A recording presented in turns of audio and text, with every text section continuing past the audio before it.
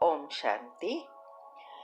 ये छठा पाठ है कुंडलिनी चक्र और नाड़ियों का। हमने अगले टॉपिक में समझने का प्रयत्न किया कि मेरुदंड क्या है और कैसे ये चक्रों से जुड़ी है। आज हम चक्र के बारे में समझेंगे कि चक्र क्या है, उसको ये कैसे ब्लॉक होते हैं, खुलते हैं, कौन से चक्र है, उसको जागृत कैसे करें, ये सब आज हम समझने का प्रयत्न करेंगे। चक्र का अर्थ है एक व्हील, माना पहिया या चरखा कहो तो भी अच्छा है। हमारे शरीर में विभिन्न हिस्सों में कई तंत्रिकाएं माना नर्व होती है जो हमारे शरीर में मुख्य और मामूली ऊर्जा मेरिडियन अर्थात मुख्य पॉइंट बनाती है, जो ऊर्जा को शरीर के विभिन्न भागों में ले जाती है और एनर्जी को अंदर बाहर आगे पीछे स्पिन करती है। एक व्हील की तरह अगर आप चरखा देखेंगे, व्हील देखेंगे तो क्या होगा, वो चारों तरफ घूमती है, अंदर बाहर ऊपर नीचे। ऐसे ही हमारे शरीर में होता है। हमारे शरीर में मुख्य 7 चक्र है जो प्राण ऊर्जा के लिए 7 मुख्य द्वार की तरह कार्य करते हैं ताकि सभी एनर्जी हमारी आभा में प्रवेश कर सूक्ष्म शरीर को पहुंचा सके। हमारे शरीर में वैसे तो मुख्य 7 चक्र है, लेकिन उससे 31 छोटे और इससे 114 ये सब पॉइंट्स है। हमारे सारे शरीर के जो भी अवयव है वो इस पॉइंट से जुड़े हैं।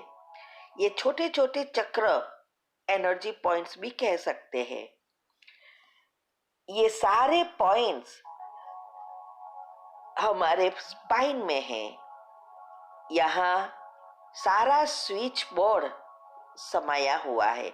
इसीलिए आजकल स्पाइनल कॉर्ड थेरेपी निकली है, जिससे कहते हैं कि सभी पॉइंट चार्ज हो जाते हैं।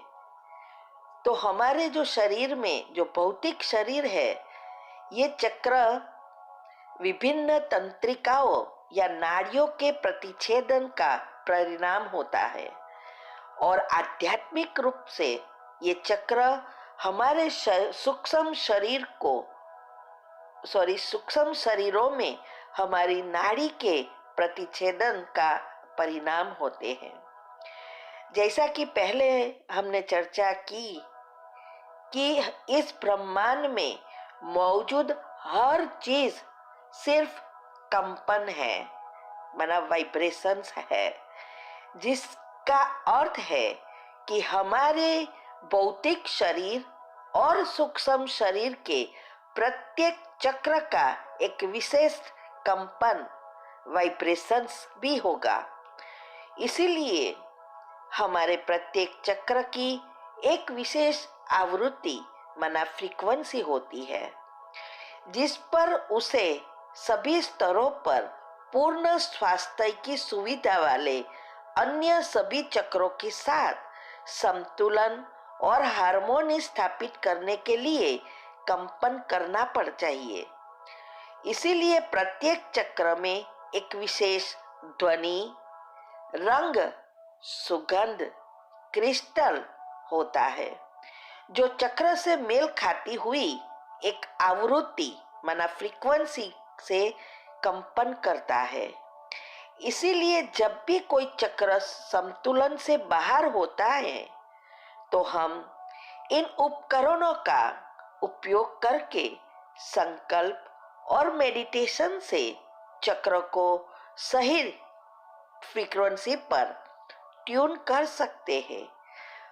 प्रत्येक चक्र को ठीक से संतुलन, ऊर्जावान और ठीक से घूमने की आवश्यकता होती है। हमारी फ्रीक्वेंसी और परमात्मा की फ्रीक्वेंसी जब मेल होती है तब वो अच्छी रीति कार्य करता है। ये हम आगे समझेंगे कि कैसे दोनों की रिदम में तफावत आने से ब्लॉकेजेस होते हैं। इम्बैलेंस, असंतुलित और अवरोध चक्र से बीमारी होती है। जब आपके चक्र कंपन या स्पिनिंग नहीं कर रहे हैं तो आप अपने भौतिक, भावात्मक और मानसिक शरीर को उच्च आध्यात्मिक स्तर पर स्थानांतरित करने में असमर्थ है। जब हम पैदा होते हैं तो पिछले जीवन के हमारे पास एक सही संतुलन हो सकता है या असंतुलन भी हो सकता है, जिसे हम पाप और पुण्य कहते हैं, जिसे हम अपनी आत्मा के साथ लाते हैं। हर मृत्यु के बाद ये सब हिसाब किताब बैलेंस होते हैं अकॉर्डिंग जितना हमारे चक्र के अंदर एनर्जी कैसी है उसके आधार से। हालांकि मानव शरीर सिर्फ एक पोत माना कपड़ा है और एक मशीन है जो शायद ही कभी निर्माता के कारणों और प्राकृतिक जैविक कारणों से टूट गया है। प्रत्येक चक्र शरीर के विभिन्न हिस्सों को प्रभावित करता है और लगभग सभी बीमारी खराब चक्र स्वास्थ्य के कारण होती है और चक्र खराब होने का कारण हमारी विश्व शक्ति एनर्जी का अभाव होता है। इससे हमारे डीएनए, न्यूरॉन, हार्मोन, सेल्स सब इफेक्ट होते हैं। बीमारी आमतौर पर हमारे लिए या हमारे आसपास के लोगों के उच्च पाठ सिखाने के लिए होती है। कोई भी जीवन में प्रॉब्लम या बीमारी आती है तो वो हमें कुछ ना कुछ शिक्षा देती है, संकेत करती है। ये हमारे हर समय अंतर्ज्ञान या संकेत मिलता है जिसको हम अंतर आत्मा की आवाज कहते हैं। लेकिन हमारे इसके ऊपर इतनी आवरण, नेगेटिव आवरण आ गया है जिससे ये अंतर आत्मा का आवाज हम सुन नहीं सकते।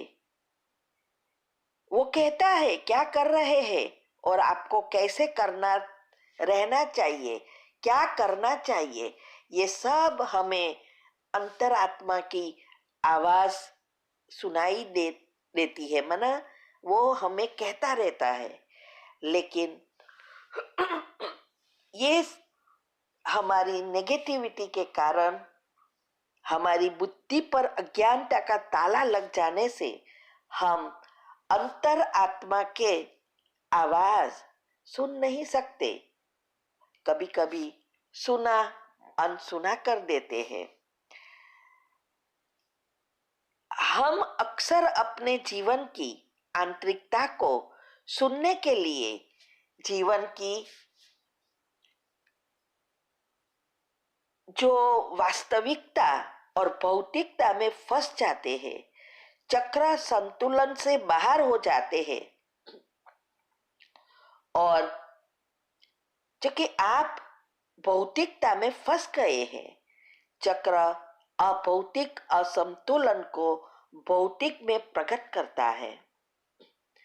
आपके भौतिक शरीर का स्वास्थ्य माना जो भी अंदर सूक्ष्म शरीर में है और चक्र में है वो सब हमारे स्थूल शरीर में बीमारी के रूप में वो प्रकट करता है, बाहर आता है, चाहे स्वस्थता चाहे अस्वस्थता।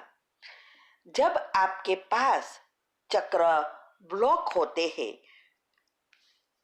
तो ये ची एनर्जी, ची माना एनर्जी, जो जीवन की शक्ति है, और आध्यात्मिकता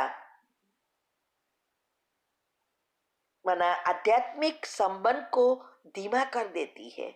हमारी जो आध्यात्मिक प्रगति है उसको भी एकदम धीमा कर देती है। आप उदास महसूस कर सकते हो, स्पर्श से बाहर, जैसे आपने कुछ खो दिया है, थका हुआ, स्पष्ट रूप से सोचने में असमर्थ, आप बिना किसी कारण के क्रोधित हो जाते, भयभीत हो सकते, अपने आप में अनिश्चित हो सकते हैं, आत्मविश्वास की कमी हो सकती है, बिना प्रत्यक्ष समझ के दुखी हो सकते हैं, और जीवन पर सामान्य नकारात्मक दृष्टिकोण रख सकते हैं, जिसे डिप्रेशन भी कहते हैं। आजकल ब्रेन की बीमारी बढ़ रही है। इसका कारण ही है हमारे व्यर्थ, नेगेटिव, टॉक्सिक विचार या संकल्प। ये सभी संकेत है कि आपको हल करने के लिए एक समस्या है जो चक्र पर आधारित है। ये सब धीरे धीरे होता है, पता भी नहीं पड़ता। इसी वजह से चक्र को बैलेंस रखने के लिए जरूरी है सकारात्मक संकल्प और मेडिटेशन। जैसा कि पहले से ही चर्चा की, हम सभी चेतना के 3 अलग अलग स्तरों पर मौजूद है। इसीलिए प्रत्येक चक्र हमारे लिए एक मानसिक और भावात्मक स्तर और वास्तविकता के आध्यात्मिक स्तर के लिए वास्तविकता का एक भौतिक स्तर रखता है, माना लेवल। शारीरिक स्तर पर हम देख सकते हैं कि चक्र हमारे भौतिक शरीर में क्या गुण रखता है। इसी तरह हमारे मानसिक और भावात्मक शरीर में, और फिर आध्यात्मिक गुण में। बैलेंस चक्र माना संतुलित चक्र खुशी और स्वास्थ्य प्रकट करता है। जब निस्वार्थ प्रेम और ऊर्जा चक्रों के माध्यम से बहती एनर्जी है। अनाहत चक्र जो सुषुम्ना नाड़ी से जुड़ा है, महत्वपूर्ण है कि आप प्रत्येक चक्र के माध्यम से सही ऊर्जा प्रवाह रखने का प्रयास करें, क्योंकि आप चक्र को बहुत अधिक खुले होने से नकारात्मक रूप से प्रभावित कर सकते हैं। याद रखें कि प्रत्येक में संतुलन और एक दूसरे की तुलना में सभी में संतुलन वही है जो आप चाहते हैं।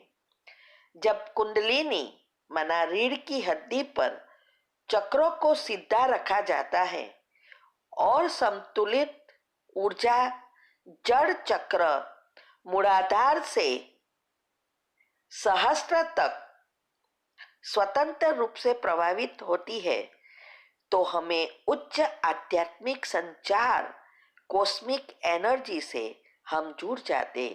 इसके लिए जितनी एकाग्रता होगी उतनी एनर्जी प्रवाह होगा। अभी समझेंगे अगले टॉपिक में कि मुख्य 7 चक्र कौन से हैं, क्या काम करते हैं, कैसे ब्लॉक होते हैं, क्यों ब्लॉक होते हैं, कैसे खोल सकते। ये सब डिटेल धीरे धीरे समझने का प्रयत्न करेंगे। ओम शांति। अगर आपने अगले टॉपिक नहीं सुने हैं तो वो भी सुनो और औरों को फॉरवर्ड करो, जिससे सबको सच्ची आध्यात्मिक रीति से ये चक्र के बारे में समझ में आए। ओम शांति।